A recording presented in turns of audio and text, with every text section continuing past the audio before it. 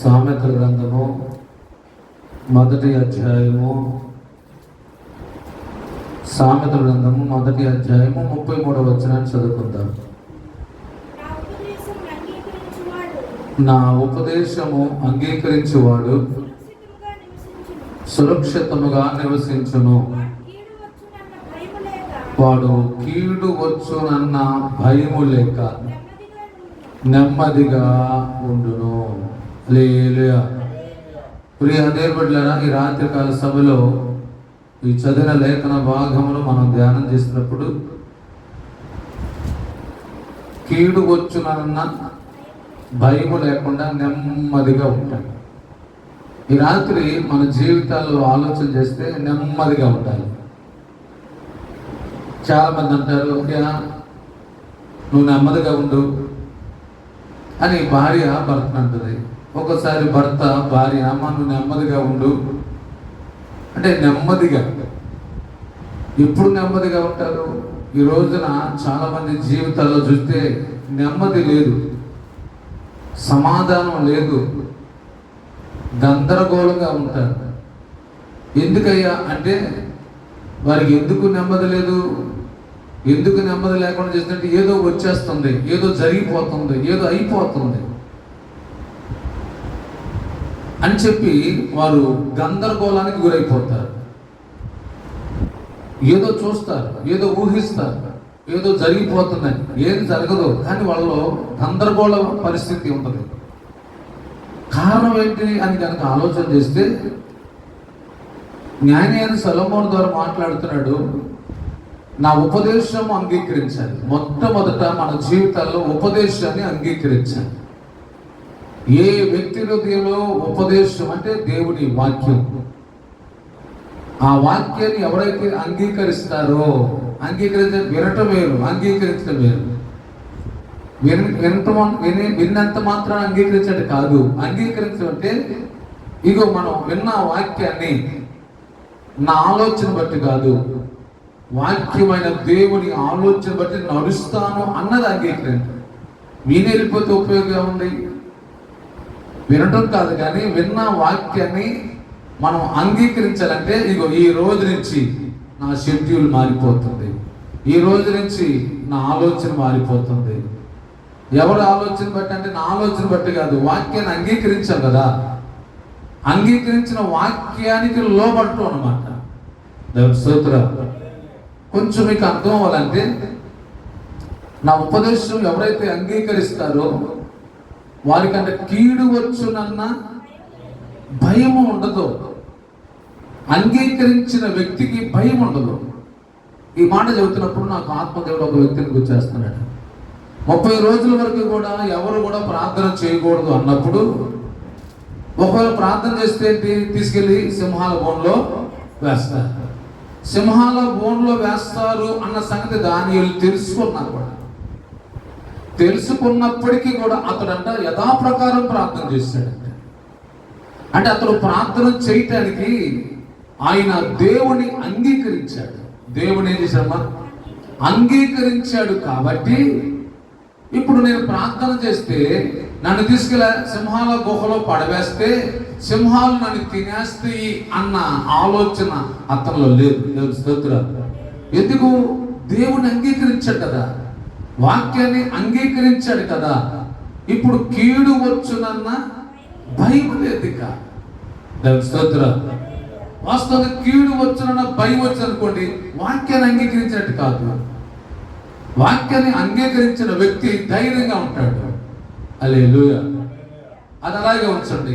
కీర్తన గ్రంథం 23వ అధ్యాయం 4వ వచనం చూస్తే, కీర్తన గ్రంథం 23వ అధ్యాయము 4వ వచనం చూస్తే,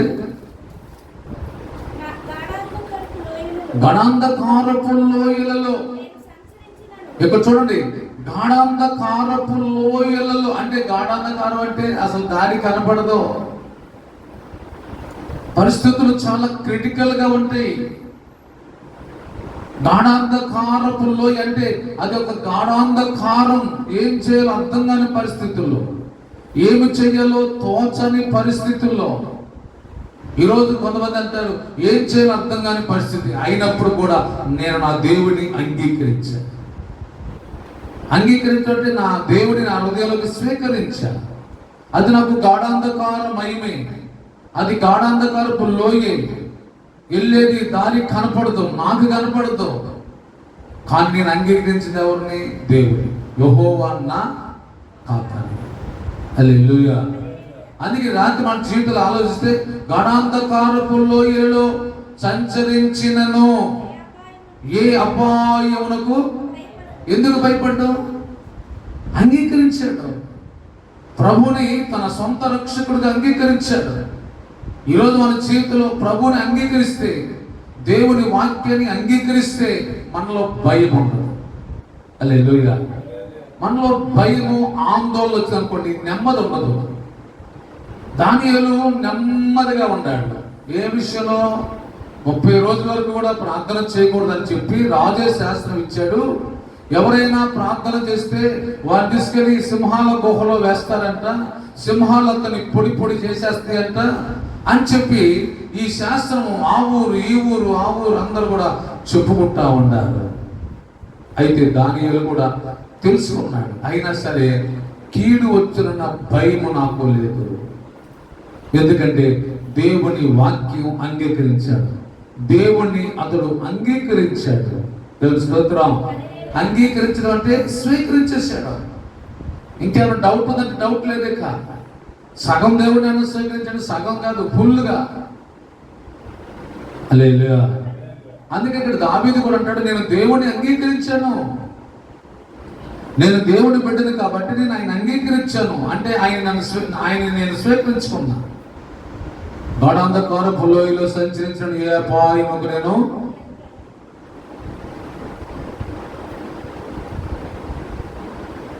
అతనిలో నెమ్మది ఉంది, సమాధానంగా ఉన్నాడు. వాస్తవంగా వాక్యం అంగీకరించిన వారండి కంగారు పడరు, గలిబిలి పడరు, పక్కన వాళ్ళు గలిబిలి చేయరు. వాళ్ళు సమాధానంగా ఉంటారు, అనేక మందిని సమాధానంగా ఉంచుతారు. దేవుని స్తోత్రం. ఏ వ్యక్తి అయితే వాక్యాన్ని అంగీకరిస్తాడో, ఏ వ్యక్తిలో వాక్యం ఉంటుందో ఆ వ్యక్తిలో సమాధానం ఉంటుంది. వాక్యం లేని వ్యక్తి సమాధానం ఉండదు. ఎప్పుడు కూడా గందరగోళం గందరగోళం గందరగోళం. ఆ వ్యక్తి ద్వారా ఇల్లంతా గందరగోళం ఉంటుంది. ఏ వ్యక్తి ద్వారా అంటే వాక్యం లేని వ్యక్తి. వాక్యం లేని వ్యక్తులు ఏముంటుందంటే సమాధానం ఉండదు. గాఢాంధకారపు లోయల్లో అంటే అనుభవాలు వస్తాయి ఏంటంటే కష్టాలు వస్తాయి, ఇబ్బందులు వస్తాయి, ఏమి చెయ్యాలి అర్థం కాని పరిస్థితులు వస్తాయి. అయినప్పుడు కూడా ఏంటంటే వాక్యాన్ని అంగీకరించారు కదా, ఆయనే చూసుకుంటాడు. హల్లెలూయా. ఎంత సమాధానం అంటే చెప్పడానికి వీలేదు. అందుకని 30 రోజుల వరకు కూడా ప్రార్థన చేయకూడదన్న సంగతి దానియేలు తెలుసుకున్నా అతను యథాప్రకారం ప్రార్థన. అసలు ఆయన ధైర్యం చూడండి. హల్లెలూయా. అసలు ఆయన కూడా ధైర్యం చూడండి. సింహాల గుహలో వేస్తే సింహాలు పిక్కేస్తాయిగా, నవిలేస్తాయిగా. అసలు ఈ ఆలోచన లేదు ఆయనకి. అసలు ఈ ఆలోచన ఎవరికి వస్తుందంటే వాక్యాన్ని అంగీకరించిన వారికి వస్తుంది. డౌట్లు ఎవరికి వస్తాయి? వాక్యం లేని వారికి. అపవాది వచ్చి చెవులు కూర్చొని మనకి లేకపోయిన ఆలోచన చూసి పెడతా ఉంటాడు. అదే వాక్యం మనలో ఉందనుకోండి, ఏ డౌట్ వచ్చినా సరే ఆ డౌట్ మనలో లోపల రానికోకుండా ఎంతసేపటికి మనలో విశ్వాసమే పెరుగుతూ ఉంటుంది. దేవుని స్తోత్రం. విశ్వాసంలో ఉన్న వారికి డౌట్లు ఎక్కువ రావు. విశ్వాసంలో ఉన్న వారికి అపనమ్మకం రాదు. విశ్వాసంలో ఎదిగే వారికి అపనమ్మకం రాదు అసలు. ఒక్కడే దానియేలు సింహాల గోన్లో వేస్తారంటే సరే భయపడకుండా అతడు ఎలా ప్రకారంలో ప్రార్థన చేస్తుంటే పక్కన చూశారు. అయ్యా ఉదయం చూశాను ప్రార్థన చేయటం, మధ్యాహ్నం ప్రార్థన చేస్తాం, సాయంత్రం కూడా ప్రార్థన చేయటం మేము చూసామన్నా. మీ శాస్త్రాన్ని కానీ సింహాల గోన్లో వేస్తారన్నా కానీ అతడు ఏమాత్రం లక్ష్యం పెట్టలేదు. దేవుని స్తోత్రం. ఆయన అంగీకరించిన దేవుణ్ణి నమ్ముకున్నాడు. అందుకని సమాధానంగా ఉన్నాడు. నా ఉపదేశం ఎవరైతే అంగీకరిస్తారో, దానియేలే కాదు, దావీదే కాదు, మనమైనా సరే ఉపదేశాన్ని అంగీకరిస్తే మనము ధైర్యంగా ఉంటాం. దేవుని స్తోత్రం. అది రాత్రి మన జీవితాలు ఆలోచిస్తే ఉపదేశం అంగీకరించేవాడు బలవంతుడుగా ఉంటాడు, శక్తివంతుడుగా ఉంటాడు. రెండోది అతని యొక్క జీవితం ఎంత ఆశీర్వాదకరంగా ఉంటుందండి. సింహాల గుహలో వేసినప్పుడు అతను ఏ మాత్రం వాడు భయపడి ఎంత ధైర్యం అంటే అతను తెలుసు దేవుడు నాతో ఉంటాడు, నా పక్షాన ఉంటాడు. అందుకే అదే విశ్వాసం అంటారు. అందుకే మన విశ్వాసం వృద్ధి చెందాలి. దేంట్లో? విశ్వాసంలో పెరుగుతూ ఉండాలి. వాక్యాన్ని అంగీకరించిన వ్యక్తి, దేవుని అంగీకరించిన వ్యక్తి విశ్వాసం ఎదుగుతుంటాడు. విశ్వాసం ఎదిగినప్పుడు ఏంటంటే అవతాల సమస్య ఇతనికి సమస్య అనిపించదు. దేవుని స్తోత్రం. అవతాల సమస్య ఈయనకి ఏమనిపించదు, సమస్య అనిపించదు. కొంతమందికి ఏంటంటే చిన్న సమస్య కూడా పెద్ద సమస్య లాగా ఉంటుంది. ఎందుకు తెలుసా? వీళ్ళ హృదయంలో వాక్యం లేదు. వీరు వాక్యాన్ని అంగీకరించలా. కీడు వచ్చిన భయం ఉండదు. విశ్వాసంలో ఎదిగే వారికి భయం ఉండదు, ధైర్యం ఉంటారు. దేవుని స్తోత్రం. హల్లెలూయా. ఈ రాత్రి మన జీవితంలో ఆలోచిస్తే దానియేలుకి కీడు వచ్చిన భయం అనేది లేదు. భయం లేదు కానీ ధైర్యం వచ్చింది. ధైర్యంతో పాటు విశ్వాసం వచ్చింది. విశ్వాసంతో పాటు దేవుని మీద నమ్మకం పెరిగింది. ఎంత నమ్మకం పెరిగిందంటే సింహాల బోన్లో నన్ను వేసిన అవి నన్ను ఏమి చెయ్యవు. హల్లెలూయా. ఏమి చెయ్యవు. అసలు ఆయనలో ఆలోచన చూడండి. ఇప్పుడు మనకు కూడా ఆలోచనలు ఎలా ఉంటాయి? ధైర్యపరిచే ఆలోచనలా. కొంతమంది అంటారు ఏం పడదంట, ఏం పడదమ్మా, నీకు ఏం భయపడద్దు అని అనుకోండి. జరిగిద్దంట అయ్యారు, జరిగిద్ద లోపలేం భయం ఉంటుంది, పైకి మాత్రం జరిగిద్దంట అయ్యారు. లోపల వాక్యం అంగీకరిస్తే లోపల చలి వచ్చింది. ఇప్పుడు లోపల గుండె బలహీనంగా ఉంది అనుకోండి, దుప్పటైతే చలి ఆగిద్దా? బయట నుంచి వచ్చి ఆగితే లోపల నుంచి వస్తుంది, ఉనికొచ్చేస్తుంది. మనకి లోపల నుంచి ధైర్యం రావాలి, బయట చెప్పేవారిని బట్టి కాదు. మన గుండెల్లోంచి, మన హృదయంలోంచి మనకి ఏంటంటే ధైర్యం రావాలి. ఎప్పుడు ధైర్యం వచ్చిందంటే వాక్యాన్ని అంగీకరించాలి. వాక్యాన్ని అంగీకరించిన వారు ఎప్పుడు ధైర్యం ఉంటారు. వాక్యం అంగీకరించిన వారు ఏం చేస్తారంటే ధైర్యవంతుల్లాగా ఉంటారు. కానీ సమస్య వచ్చినప్పుడు వారు ఎంత ధైర్యం అప్పుడు తెలిసింది. హల్లెలూయా. దేవుని స్తోత్రం. సరే, మరొక మాట ఒకసారి చూద్దాం. బైబిల్ గ్రంథంలో వచ్చి, పరిశుద్ధ గ్రంథంలో వచ్చి అపోస్తుల కార్యములు 17వ అధ్యాయము 11వ వచనం ఒకసారి చూడండి. అపోస్తుల కార్యములు 17వ అధ్యాయము 11వ వచనం.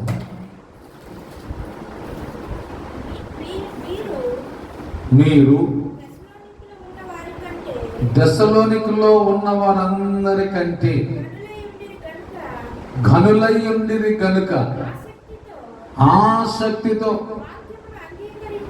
వాక్యమును అంగీకరించి పౌలును శీలను చెప్పిన సంగతులు అలాగున్నవో లేవో అని ప్రతిదినము లేఖనములు పరిశోధించుచూ వచ్చేది. దేవుని స్తోత్రం. ఈ సంఘం బెరాకా సంఘం అండి, బెరయా సంఘం. దేవుని స్తోత్రం. వీళ్ళంటే వాక్యాన్ని ఆసక్తితో అంగీకరించారట. వాక్యాన్ని ఎలా అంగీకరించారట? ఆసక్తితో. ఇప్పుడే కనుక బిర్యానీ వండి అక్కడ పెట్టారనుకోండి, ప్రార్థన అవగానే మీకు భోజనం ఉందనగానే ఆ బిర్యానీ వాసన మనకి ఏమైపోతుందంటే ఈ ఐగరింటి వాళ్ళు ఇంకా వాక్యం వేసినట్టు ఏంటి, తొందరగా అయిపోతే భోజనం తినొచ్చు. ఆ వాసన మనల్ని ఆగేస్తా ఉంటే ఇప్పుడు మనకి ఆ వాసన మీద ఆసక్తి పెరిగింది. దేవుని స్తోత్రం. అలాగే వీళ్ళంట దేవుని వాక్యం వినే విషయంలో ఎలా ఉన్నారంట? ఆసక్తితో అంగీకరించారు. దేవుని వాక్య విషయంలో ఆసక్తి ఉండాలి. అలాంటి వారంట శ్రేష్టమైన ఏ బుద్ధి గలవారంట? శ్రేష్టమైన బుద్ధి గలవారు. దేవుని వాక్యాన్ని అంగీకరించారంట శ్రేష్టమైన బుద్ధి అంటే. ఇప్పుడు బుద్ధి అంటే రకరకాల బుద్ధులు ఉంటాయి, కానీ శ్రేష్టమైనది అంటే అర్థం ఏంటంటే ఆ బుద్ధి శ్రేష్టమైన బుద్ధి. కొంతమంది అంటే నీ బుద్ధి పోనించుకోలేదమ్మంట అంటే ఏంటంటే ఆ స్వభావం పోదు. కానీ శ్రేష్టమైన బుద్ధి అంటే అది ఎవరిదంటే దేవునిది.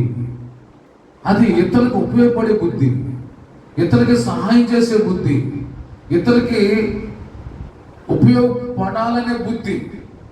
శ్రేష్టమైన బుద్ధి అంటే మన రకరకాల బుద్ధులు ఉంటాయి. ఎంతసేపుకి లాక్కోచుకొని తాచుకొని ఇవాళ తిన్నాను రేపు తిన్నాను బుద్ధి మనదే.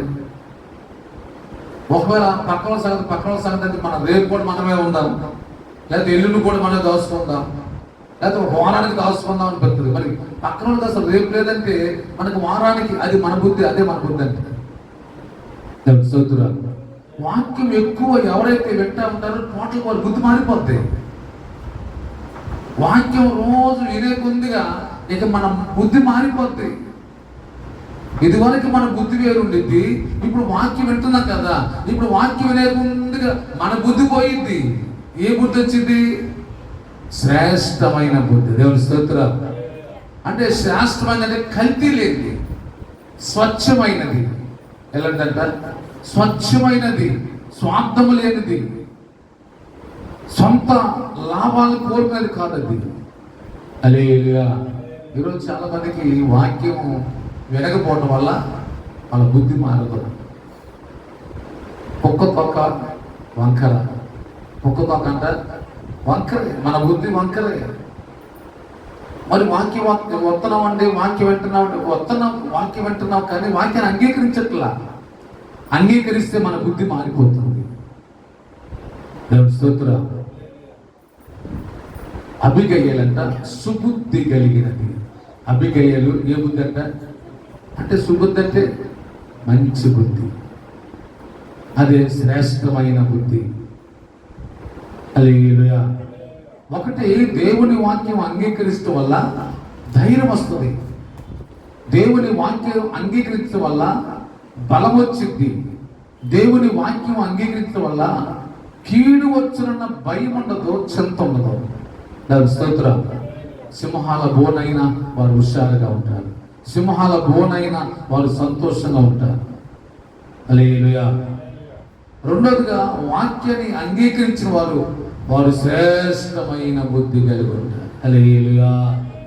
ఈరోజు మన జీవితాలు కనుక మనం ఆలోచన చేయగలిగితే వాక్యాన్ని అంగీకరించాలి. వాక్యం అంగీకరించడం వల్ల మీకు కొంచెం ఒక మాట చెబుతాను. నాబాలు బుద్ధి వేరు, అబిగయలు బుద్ధి వేరు. నాబాలు దగ్గరికి పనివారు వచ్చారు, దావీదు గొర్రెల కాపరులు. దావీదు కాపర్లు వచ్చి, అయ్యా దావీదు మమ్మల్ని పంపించాడు, కాస్త ఆహారం ఇమ్మన్నాడు అని నాబాలు చెబితే, నాబాలు అంటాడు, నా ఆస్తి, నా సొమ్ము, నా ఆహారం నేను ఎరగని వాడికి ఇస్తానా? నాది కదా. హల్లెలూయా. నాది కదా, నేను ఎట్లా ఇస్తాను? మరి ఇతరులు తీసుకుంటామంటే ఇతరులే తీసుకుంటా, ఎంతైనా తీసుకుంటా. కానీ నీది ఇవ్వాల్సి వచ్చేప్పటికి ఇవ్వలేవు, నువ్వు పెట్టాల్సి వచ్చేవాడికి పెట్టలేవు. ఇప్పుడు నాబాలు అంటాడు, నా ఆహారం తీసుకొని నేను ఎవరో ఎరగని వాళ్ళకి ఇంటి వెంటయ్యా. కానీ ఈ మాట వాళ్ళు వెళ్ళి దావీదు చెప్తే, దావీదు 400 మంది తీసుకువస్తున్నారు సుమారు. ఈ సంగతి పనివాడు వెళ్ళి సుబుద్ధి కలిగిన అబిగయలుకి చెప్పాడు. అబిగయలు చెప్పగానే ఆమె వెంటనే అసలు ఎంత ఆహారం సిద్ధపరిచిందండి. సుమారు 5 గొర్రెల మాంసం తీసుకుంది, అంజూరు పడలు తీసుకుంది, ద్రాక్ష తిత్తులు తీసుకుంది. అసలు ఎన్ని తీసుకుందో వెళ్ళిపోతుంది, తీసుకుని వెళ్ళిపోతుంది, పెడతాకి వెళ్ళిపోతుంది. ఇవ్వటం సుబుద్ధి కలిగినటువంటి నా అబిగయలు ఇచ్చే విషయంలో, ఇవ్వట విషయంలో, ఇతరులకి పెట్టే విషయంలో, ఇతరులకి మేలు చేసే విషయంలో, ఇతరులకి ఉపయోగపడే విషయంలో మన జీవితాల నుండి మనం ఇతరులు కూడా ఉపయోగపడాలి. ఒక వ్యక్తి వాక్యం అంగీకరించకపోతే రెండోదిగా అతడు ఇతరులకు ఉపయోగపడలేడు. నా మాటలు ముగిస్తున్నాను. మన జీవితాల్లో వాక్యం అంగీకరించిన తర్వాత నేను ఇతరులకి ఏ విధంగా చేతనైనా ఉపయోగపడాలి. హల్లెలూయా. ఇతరులకి ఇప్పుడు మనకి ఎక్కడన్నా బస్ స్టాండ్కి వెళ్ళినప్పుడు డస్ట్బిన్లు ఉంటాయి, ఏముంటుంది అక్కడ? యూజ్ మీ అంటే నన్ను వాడుకున్నాను. చక్కగా మనం ఏదైనా తీసుకుని దాంట్లో పడేస్తాం. అది అన్నప్పుడు నన్ను వాడుకోని అన్నప్పుడు మనం కూడా ఎవరన్నా నన్ను కూడా వాడుకొని అంటామా? అన్నాం. ఎందుకన్నా తెలుసా? వాక్యాన్ని అంగీకరించగల, వాక్యం పట్ల ఆసక్తి లేదు, వాక్యం పట్ల శ్రద్ధ లేదు. అందుకనే మనం ఎంతసేపుడికి ఇతరులు ఉపయోగించుకోవాలని చూస్తాం, కానీ మనం ఇతరులకు ఉపయోగపడలేము. స్తోత్రం. మనము నా వరకు నేను ఇతరులకు ఉపయోగపడాలి, నేను ఉపయోగపడాలి, నా డబ్బు ఉపయోగపడాలి, నా ఆహారం ఉపయోగపడాలి, నేను ఉపయోగపడాలి. దేవుని స్తోత్రం. నాబాలు ఇవ్వడానికి ఇష్టపడలేదండి, కానీ అబిగయలు అయితే అసలు వెంటనే ఎన్ని ఆహారాలు తెలుసా, ఒంటిల మీద ఎక్కించి పంపించేస్తుంది. ఎంత ఒకసారి మాట చదవగలుగుతారా? ఎంత తీసుకెళ్తుందో? మొదటి సమయాల గ్రంథం 25వ అధ్యాయము 18 వచ్చును. అందుకు అబిగయీలు నాబాలుతో ఏమీ చెప్పక 200 రొట్టెలను 2 ద్రాక్షారసపు తిత్తులను వండిన 5 గొర్రెల మాంసము 5 మానికల వేయించిన ధాన్యమును ద్రాక్ష గెల్లను 200 అంజూరపు అడలను కార్తభవన మీద ఎక్కించి ఎన్ని పంపిస్తుందో చూడండి. ఏ బుద్ధి ఉంది? సుబుద్ధి, శ్రేష్టమైన బుద్ధి. వాక్యం ఎవరైతే అంగీకరిస్తారో టోటల్గా దేవుని బుద్ధి వాళ్ళకు వచ్చేస్తుంది. దేవుని స్తోత్రం. మన జీవితాల్లో అందుకని నువ్వు మారాలేదు, నువ్వు మారాలి. మయం మారాలంటే నేను మారేనని అంట. మారావు, నీ బుద్ధి మారలా. ఎందుకు మారాలంటే నీవు వాక్యాన్ని అంగీకరించట్లా. వాక్యం అంగీకరించాలి. దేవుని స్తోత్రం. ఒకటి, ఉపదేశం అంగీకరించిన వారికి కీడు వచ్చిన భయం ఉండదు. రెండోది, వాక్యం అంగీకరించిన వారు అత్యాసక్తితో అంగీకరించిన వారు శ్రేష్టమైన బుద్ధి కలిగి ఉంటారు. దేవుని స్తోత్రం. ఎలాంటి బుద్ధి అంట? శ్రేష్టమైన బుద్ధి. ఇక నీకు ఏ డౌట్ ఉండదు అనమాట.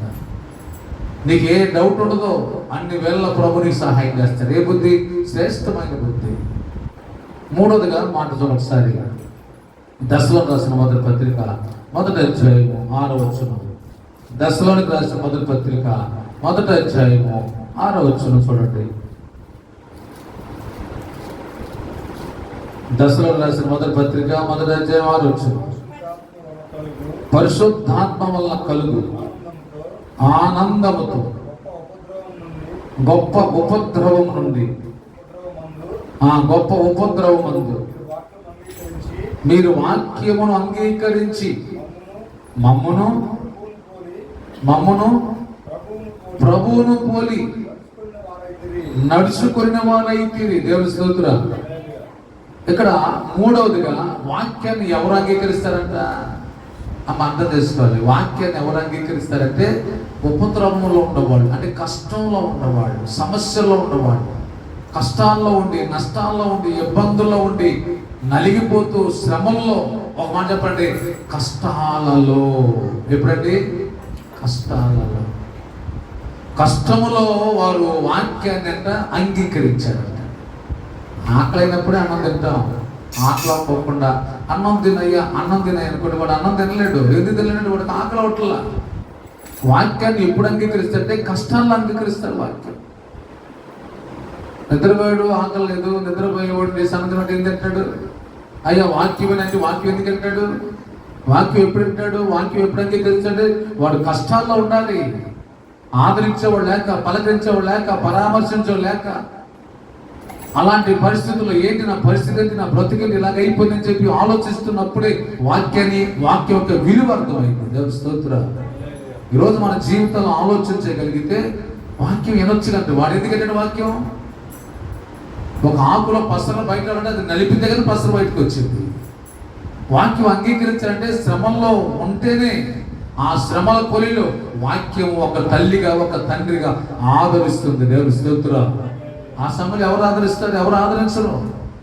ఆ కష్టాల్లో ఉన్నప్పుడు ఆదరించేది ఒక తల్లిలాగా, ఒక తండ్రిలాగా ఆదరించేది దేవుని వాక్యం. అప్పుడు ఆ వ్యక్తి వాక్యాన్ని అంగీకరిస్తే పరిశుద్ధాత్మను ఆనందిస్తుంటాడు. దేవుని స్తోత్రం. అంత మాత్రమే కాదు, క్రీస్తును పోలి జీవిస్తాడు. హల్లెలూయా. ఎవరు పోలంట? క్రీస్తును పోలి జీవించాలంటే ఎట్లా? కొంతమంది కొన్ని విషయాలు చెప్తాం. మనుషుల ముందు ఒక రకంగా ఉంటారు, మనుషులైనప్పుడు ఒక రకంగా ఉంటారు. అట్లా కాదు. వాక్యం మనలో ఉన్నప్పుడు క్రీస్తును పోలే నడిపిస్తాం. దేవుని స్తోత్రం. క్రీస్తును పోలే ఉంటాం మనము. క్రీస్తును పోలంటే ఆ పోలిక వాక్యం అంగీకరించాం. క్రీస్తును అంగీకరించినప్పుడు, ఆ వాక్యం అంగీకరించినప్పుడు ఆ వాక్యం మనల్ని క్రీస్తు పోలికలో తీసుకొస్తుంది. హల్లెలూయా. నువ్వు మాట్లాడే మాట ప్రేమగా ఉంటుంది, నువ్వు మాట్లాడే మాట ఆదరిస్తూ ఉంటుంది, నువ్వు మాట్లాడే మాట దయ వస్తుంది. ఏంటంటే నీకు పోలిక. ఏ పోలిక? దేవుని పోలిక. నిన్ను చూసినప్పుడు నీలో ఆ పోలిక కనపడుతుంది. ఎలాగంటే నీవు కృప కలిగిన ఉపదేశమే మాట్లాడుతుంటారు. దేవుని స్తోత్రం. అందుకే రాత్రి మన జీవితంలో వారు శ్రమల్లో ఉన్నప్పుడంట వాక్యాన్ని అంగీకరించారు. ఇప్పుడు వారు పోలి నడుస్తున్నారు. అపోస్తలుడైన పౌలుని పోలి నడుస్తున్నారు. దేవుని పోలి నడుస్తున్నారు. పౌలు అన్నాడు, నేను క్రీస్తును పోలి నడుస్తున్నాను, మీరు కూడా నన్ను పోలి నడవాలి. నన్ను పోలి నడవాలంటే వినేవాళ్ళు వాక్యం అంగీకరిస్తేనే ఈ మార్పు వచ్చింది. ఈ రాత్రి మన జీవితంలో వాక్యం అంగీకరించాలి. ఎప్పుడు అంగీకరిస్తారంటే కష్టాలలో. ఎప్పుడు అంగీకరిస్తాం? కష్టాలలో. ఆ కష్టాల్లో కూడా అందరూ అంగీకరించరు. దేవుని ఏర్పాట్లో ఉన్నవాడు, దేవుని చిత్తంలో ఉన్నవాడు. అందుకని మనం గమనించాలి. ఈ రాత్రి మన జీవితాలు కనుక ఆలోచిస్తే కష్టకాలములో వారు వాక్యాన్ని అంగీకరించారు. వాక్యమే ఆదరణ, వాక్యమే. మారు మనసు పొందిన తొలి దినాల్లో నాకున్న పరిస్థితిని బట్టి ప్రతిరోజు కూడా వాక్యం దగ్గరికి ఎలా వెళ్ళానంటే, దేవుడి రాత్రి ఇప్పుడు వాక్యం చదువుతుంటే నన్ను ఆదరిస్తాడు. కనీసం ఒక్కోసారి ఆ క్యాలెండర్లో ఉన్న ఆ డేటు, ఏ డేట్ అవుతుంది, ఆ డేట్ దగ్గర వాక్యంకి వెళ్ళి ఈ రోజు ఈ వాక్యం ద్వారా నన్ను ఆదరిస్తాడని ఆ శ్రమలో ఆ క్యాలెండర్లో తారీఖు చూసి ఆ వాక్యం ద్వారా నేను ఆదరించబడేవాడిని. దేవుని స్తోత్రం. ఇంకే మనిషి ద్వారా ఆదరణ దొరకదు, ఇంకే మనిషి దగ్గరికి వెళ్తే ఆదరణ దొరకదు.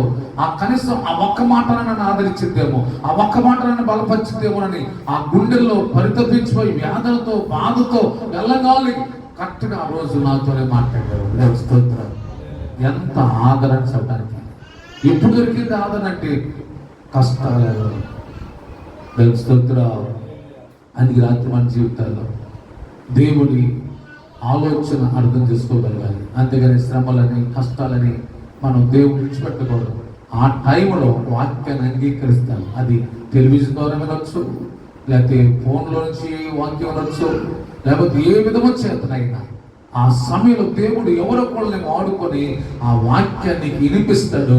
నువ్వు దాన్ని అంగీకరిస్తే అప్పుడే నీలో క్రీస్తు పోలిక వస్తుంది. దేవుని స్తోత్రం. ఉమ్మడి కొండ తీసేటప్పుడు మట్టిని తొక్కుతూ ఉంటాడు. ఎంత తొక్కుతాడంటే ఆ కొండ పాకం వచ్చి కొండ తయారు చేయగలంత తొక్కుతూనే ఉంటాడు.